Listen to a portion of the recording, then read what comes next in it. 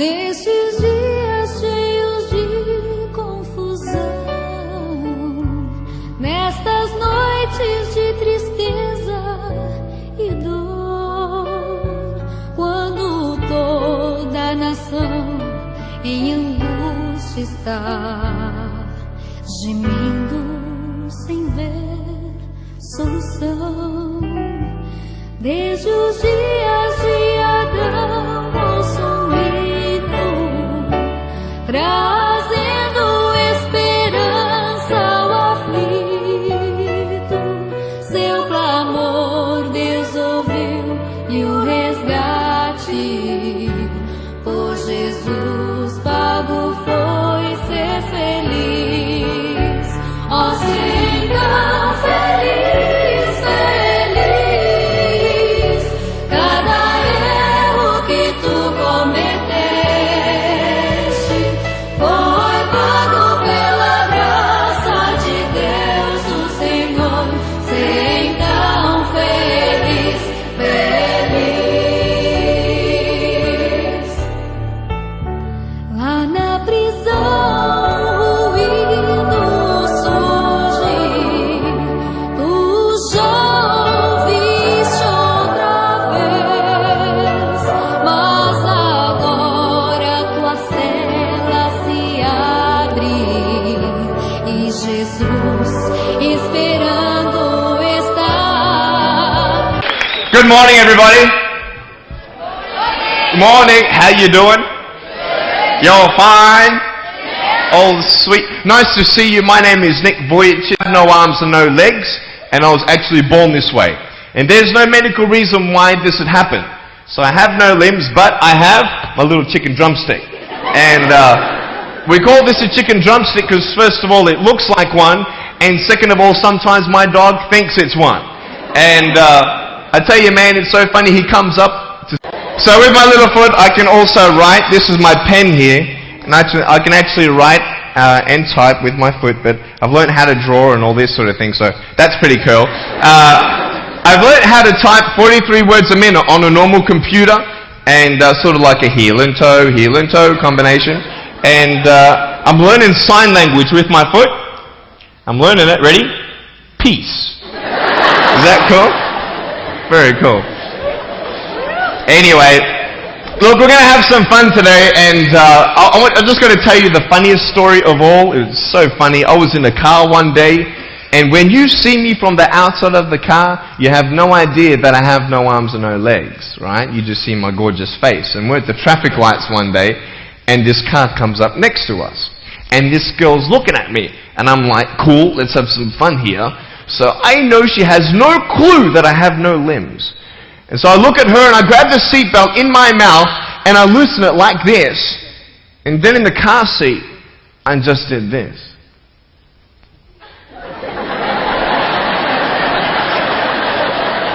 And she was like, you're freaking me out, man! It's very cool. Anyway, I have a couple of things to show you. I play drums. Do you believe me? I actually play drums. I get the drumsticks in my teeth. I'm just joking. No, look, I have a drum machine up here, and we're just gonna. So what it is basically, it's a pad, right? And there's like 16 buttons, and so each button represents a sound, right? So I'm not pressing play or anything like that, right? You see my foot? All right, it's like serious, okay?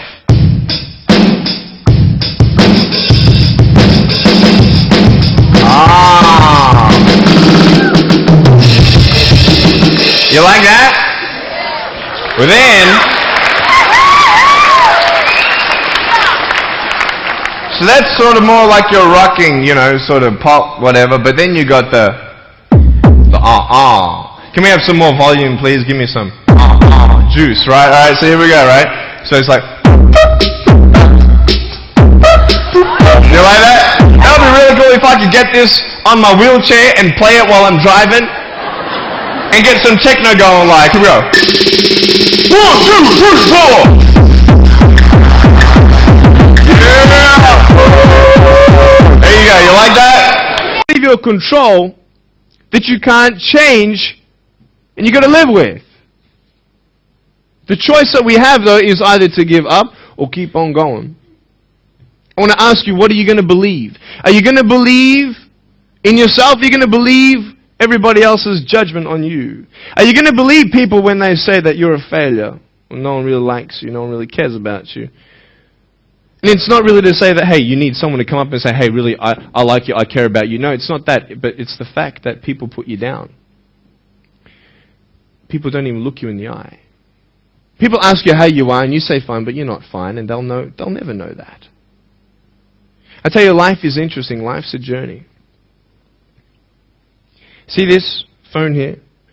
Let's say that I want to go to the phone, right? And I start from over here. Now, to get to the phone, it's not like I'm going to start meditating and going hum, right? And float across the air, right? It's not going to work. It's not like I'm going to go hum and woo, it's not going to work. So I have to take one step at a time, one step at a time, one step at a time. You can only take one step at a time. I don't care how big your step is, it's only one step at a time. You can't do 2 steps in one. You understand? So it's like one step at a time. And you take steps in this direction, you take steps in that direction. You sort of get lost along the way, and sometimes you fall down.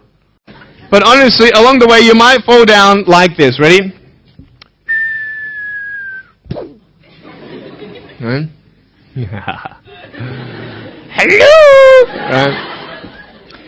So what do you do when you fall down? Get back up. Everybody knows to get back up, because if I start walking, I'm not going to get anywhere. But I tell you, there are some times in life where you fall down and you feel like you don't have the strength to get back up. You sort of put a mask on your face when you come to school and pretend that everything's okay when it's not, and you go home and lay in your bed when no one's looking at you, when you don't have to impress anybody, and you're yourself. And fear comes in.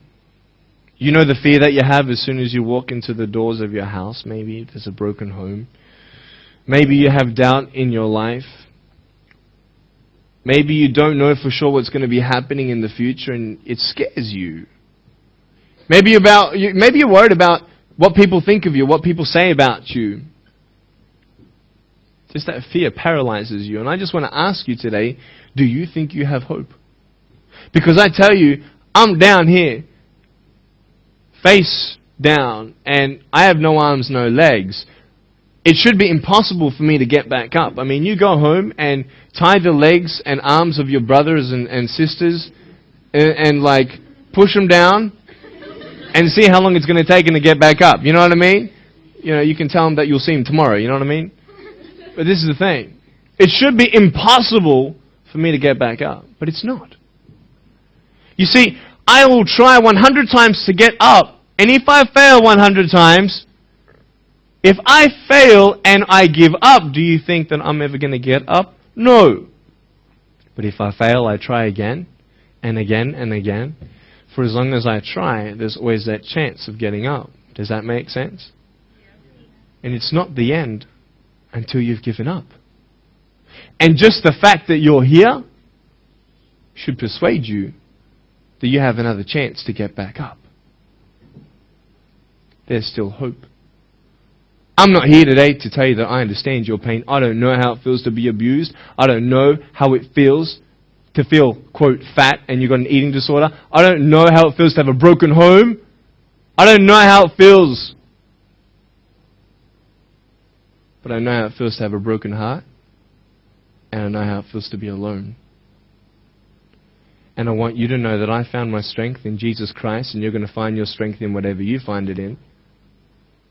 But I just want you to know that it's not the end. It matters how you're going to finish. Are you going to finish strong? And you will find that strength to get back up like this.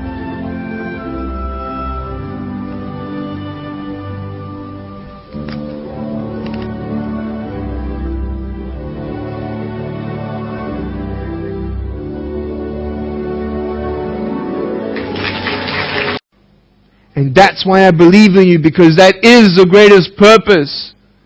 It's to love. Honest. It sounds corny, whatever you want to say. I don't care.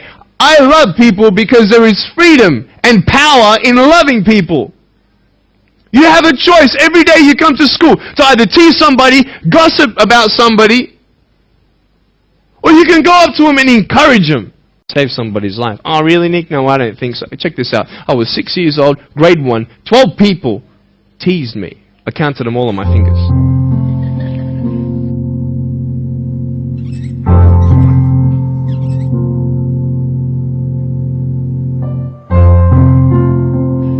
Twelve people teased me. And at the end of the day, 10 to 3 in the afternoon, I said, I can't do this. If one more person teases me today, that's it. I'm going to give up. And I'm driving in my wheelchair, my BMW 7 Series to my parents, right? And there is this one girl who yells out, "Hey Nick!" I'm thinking, great, here it is. She comes to me and she says, "Nick, I just want you to know that you're looking good today." And I'm like, oh. The power of encouragement.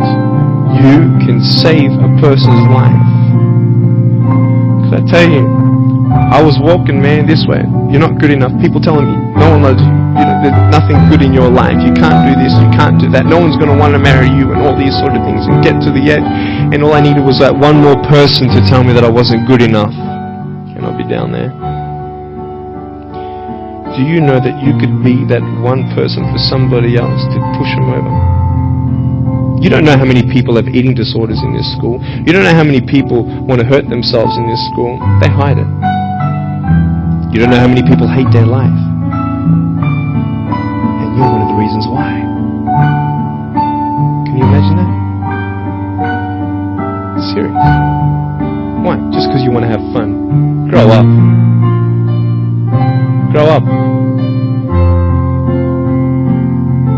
I dare this school not to tease another person for the rest of the day. I dare you. I dare you. Do you think it's possible? People say, well, I won't do it, but everybody else will. Be the change you want to see. And you be that person.